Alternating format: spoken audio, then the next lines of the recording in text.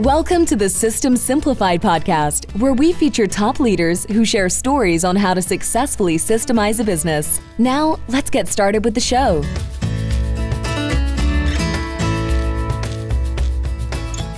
Adi Klevit here, the host of the System Simplified podcast, where we feature top entrepreneurs, founders, and thought leaders about systematizing a business. And this episode is being brought to you by Business Success Consulting Group, where we create, document, and improve business processes so companies can scale and thrive.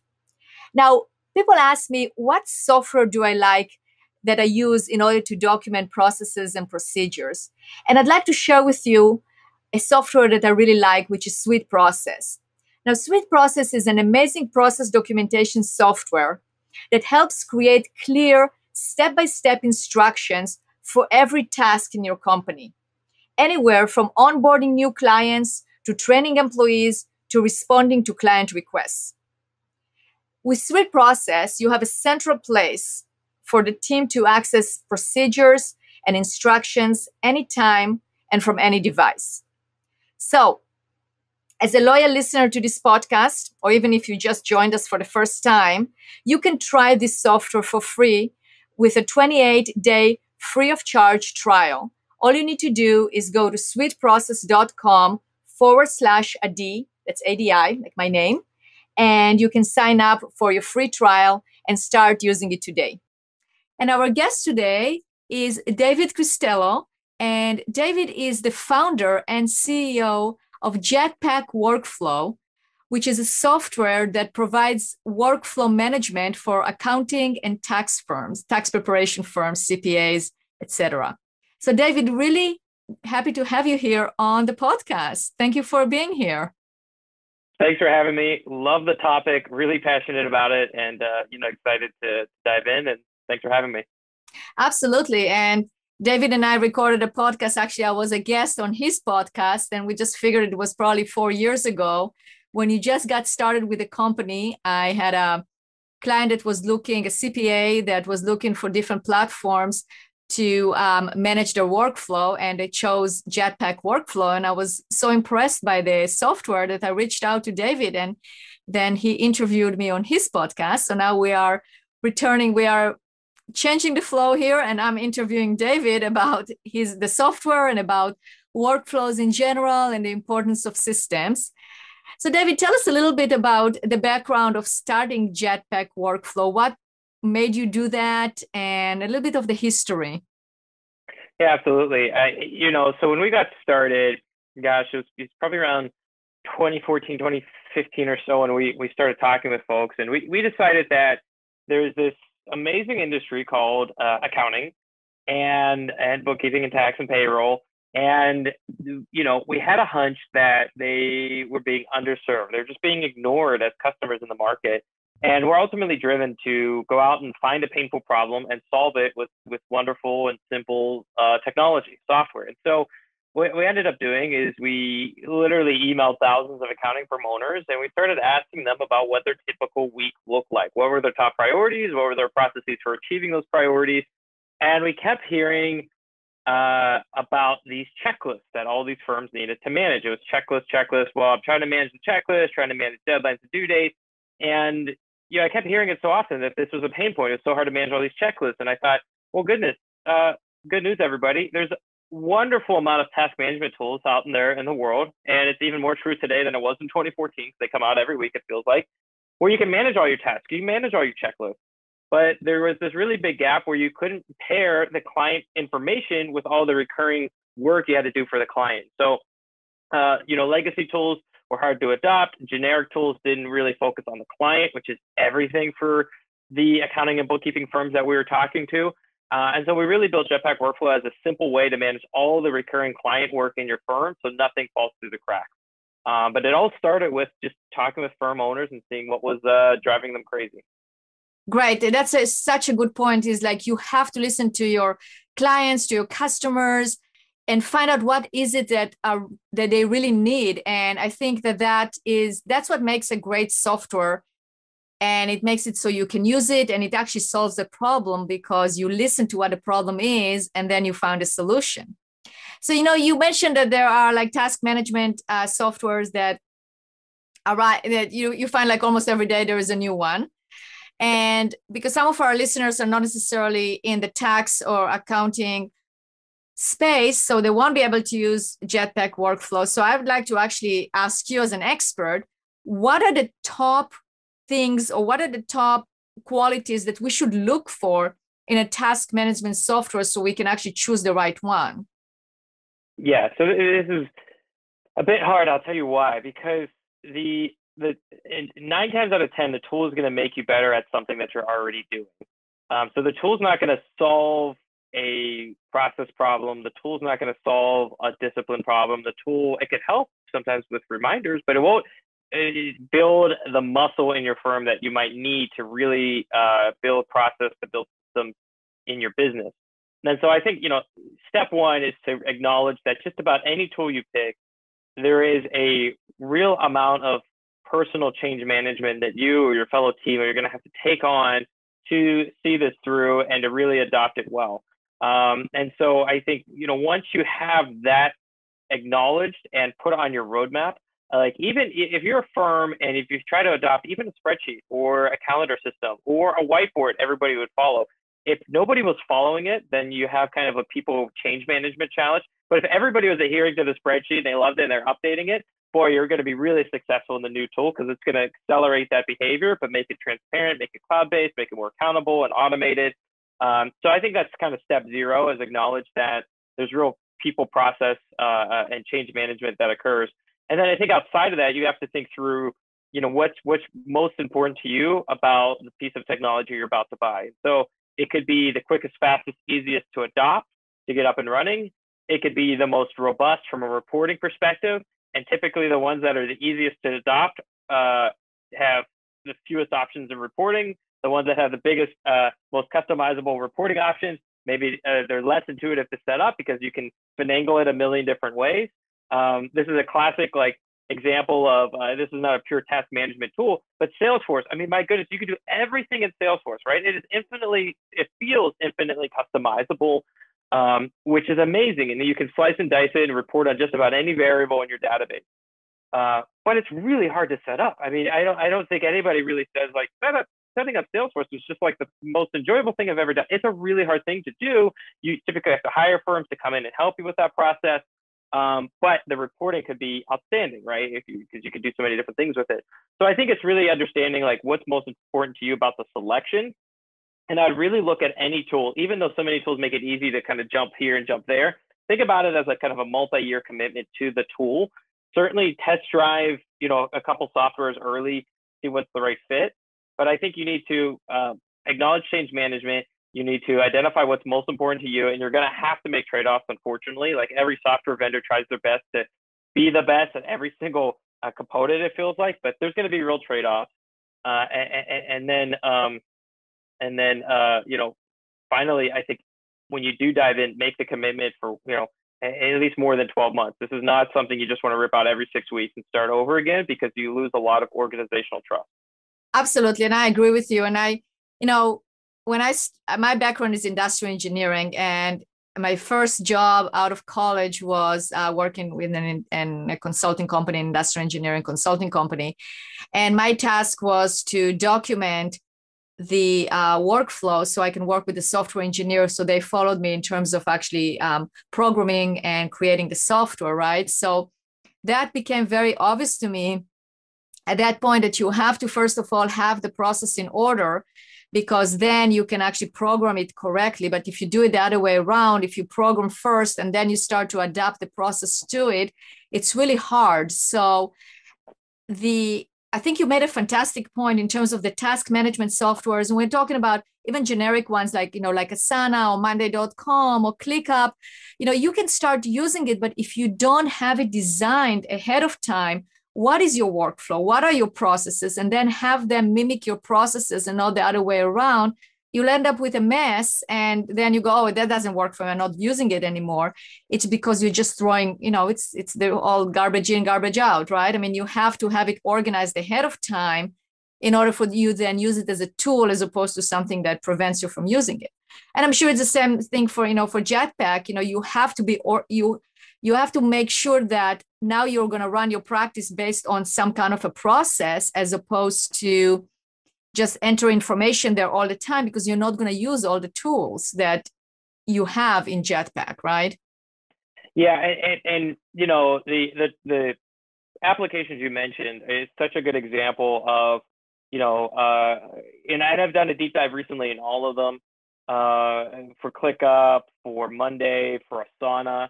I have my personal favorite, which I don't know if it's relevant for the show, but yeah, tell me, what is it? I would have to give it to Asana still. I feel like it's the fastest, easiest if you need something lightweight checklist system to run with.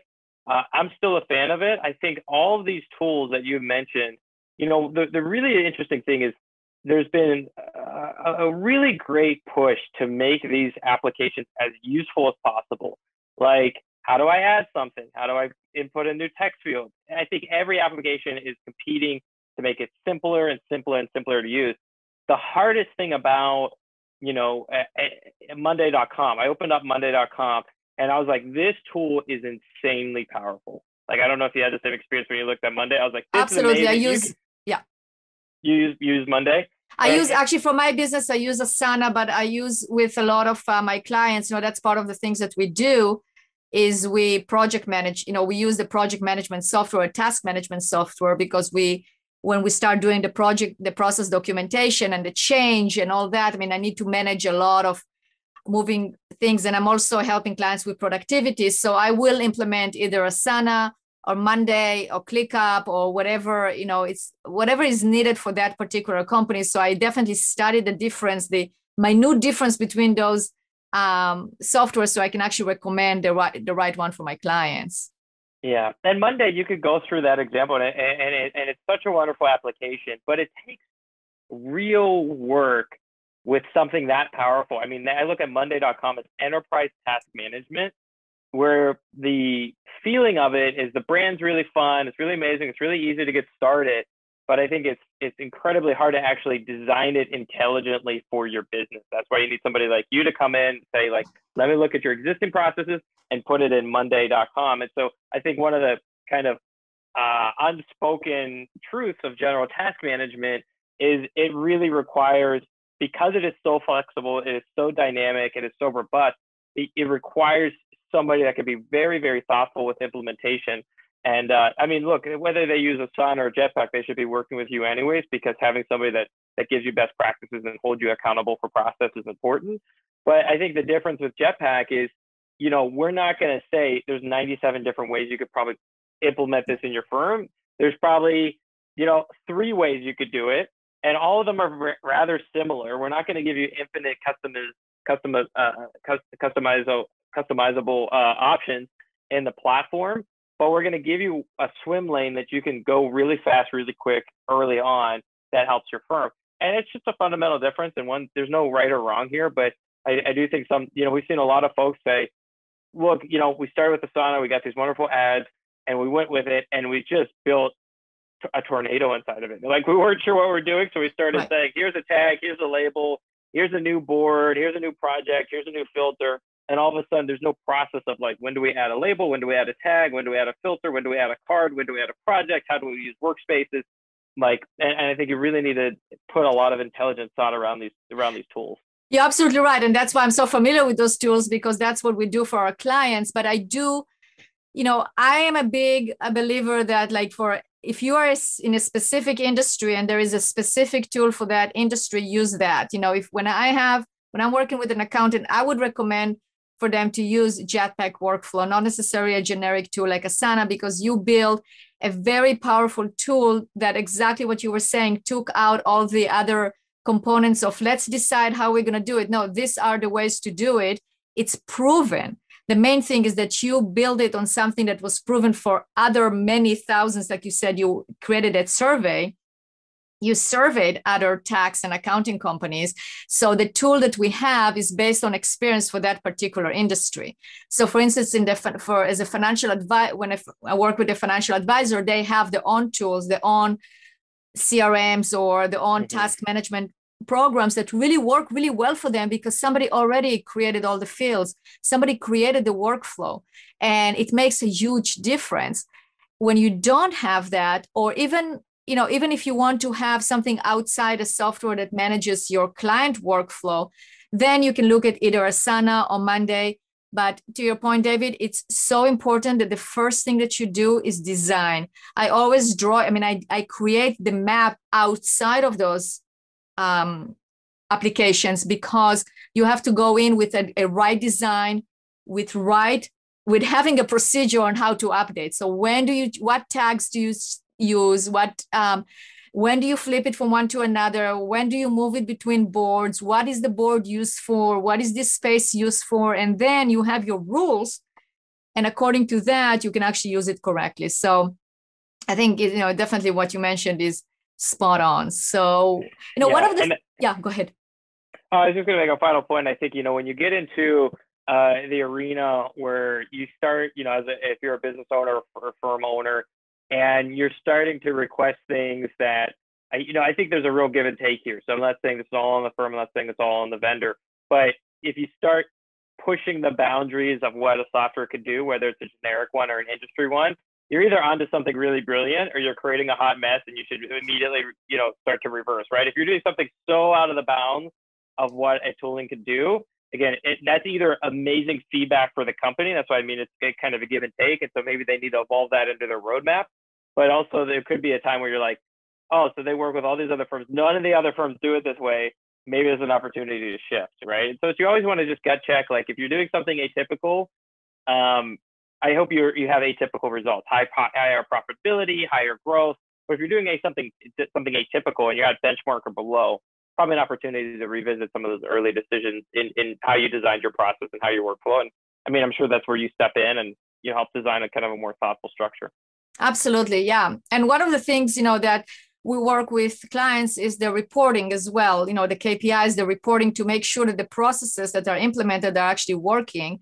And I know that Jetpack has a lot of capabilities to pull different reports for time management, for costing, for making sure that you have that big view of your practice, of your firm, so you can actually manage it correctly. So tell us a little bit about what are the main KPIs that you recommend for accounting firms? What are the most important ones? Yeah, so I'm going to give you an answer that is probably going to sound like a duh moment, right? They're going to be like, well, you're going to say it depends. Well, actually, yeah, it probably does. But the answer I was going to give was like, I think at a basic manager level. So we work with a lot of firms that the firm owners, they built a really great practice, it grew, and they all of a sudden built out their first team, and they're like, oh, well, how do I hold my team accountable? What do I need to know? What are the appropriate questions to ask of my team, of myself, of my business at a weekly or monthly level? So a little bit lower than maybe a typical KPI dashboard. So I think at a basic manager level, which a lot of our firms, again, find themselves first-time manager, what do I do? I think there's really three simple kind of metrics or three simple questions they need to know. Again, they sound very obvious, but I'd be very curious if the audience can answer these very quickly. What's due, what's done, and what's upcoming? What's due, what's done, and what's upcoming, right? And so when it comes to what's done, it's very, very simple kind of metric we look at is like how much work was done on time, right? And is it going in the right direction or wrong direction? Because looking at that metric can start to tell you if you have people that are kind of the surgeons leaving surgery, right? So we had one firm owner that really started tracking this done versus due metric and realized that his team was off chasing client information in all these different kind of pockets of applications. I'm sure this doesn't happen to any of our listeners, but they had client information that was sitting in like a Google Drive, that was sitting in a Post-it note, that was sitting in a calendar somewhere, that was sitting in their accounting system, and it wasn't actually housed in their source of record, which was Jetpack Workflow. And so by looking at the done versus due, this manager was able to then update the system with all the relevant information in place, so nobody had a question where to go find something, right? It either lived in the tool or is hyperlinked in the tool. So the done versus due, I think it's just a really simple metric to give a lot of business owners like sanity. Did we get it out the door in time? What's due and how are we pacing towards that? So if you have, 19 projects due and it's Thursday and they're all due Friday, and that represents 72 hours of work and there's just 3 of you, bad news, right? You want to get ahead of like kind of like what's due and are you pacing to have something at risk? And then what's upcoming is really a capacity question. Like, do we have gaps in our capacity that we can either allocate to different team members to use their time more wisely, or do we need to potentially spin up new contractors or full-time hires to, because we're in growth mode and we want to add that to it. So I think it's kind of like, if you're kind of uncertain of what to ask yourself, we always go back to like, what's due, what's done, what's upcoming.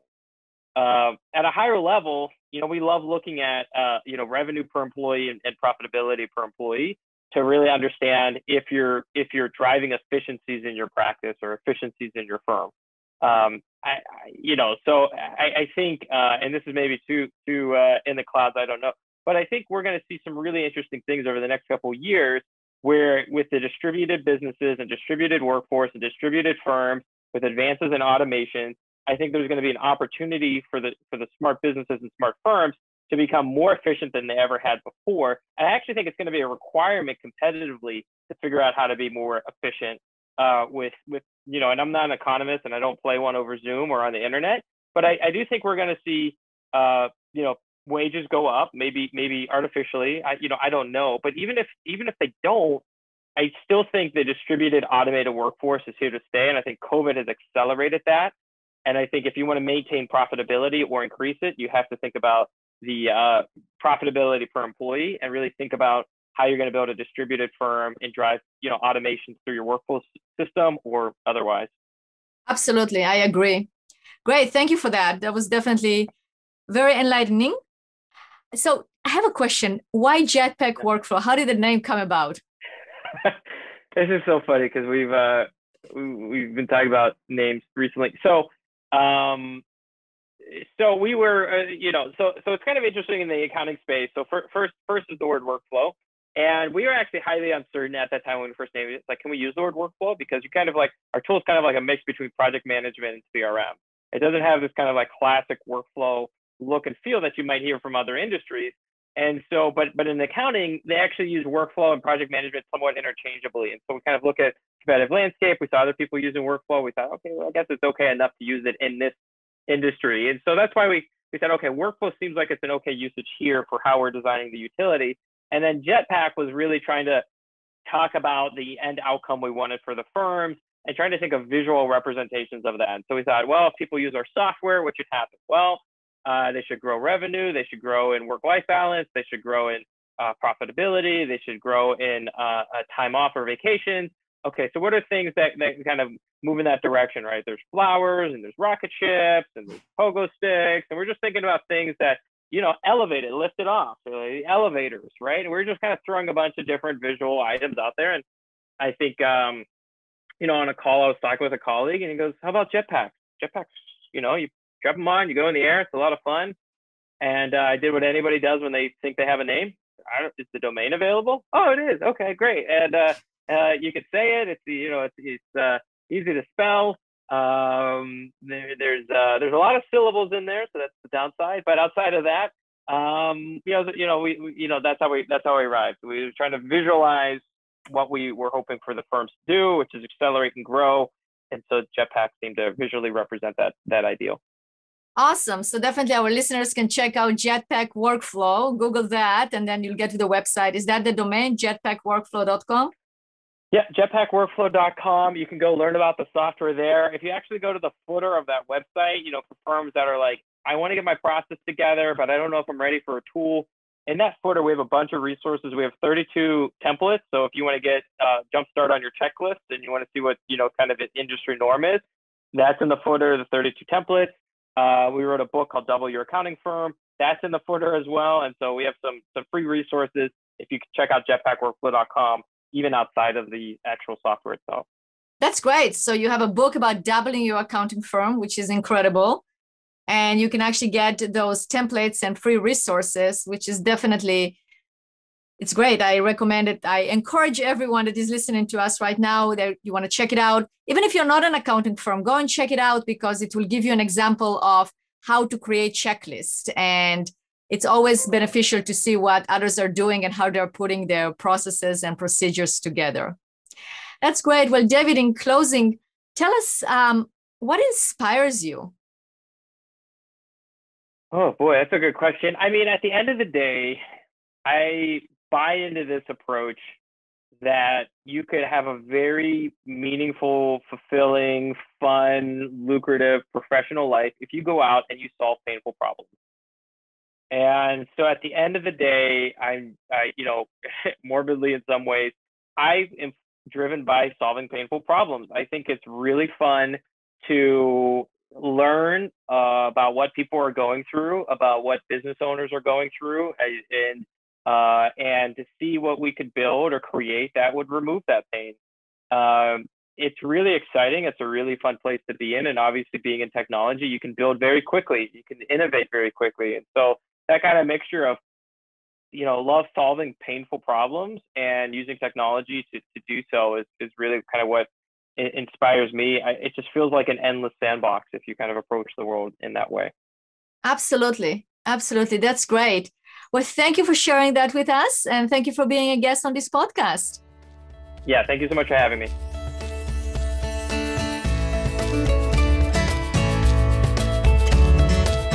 Thanks for listening to the System Simplified podcast. We'll see you again next time, and be sure to click subscribe to get future episodes.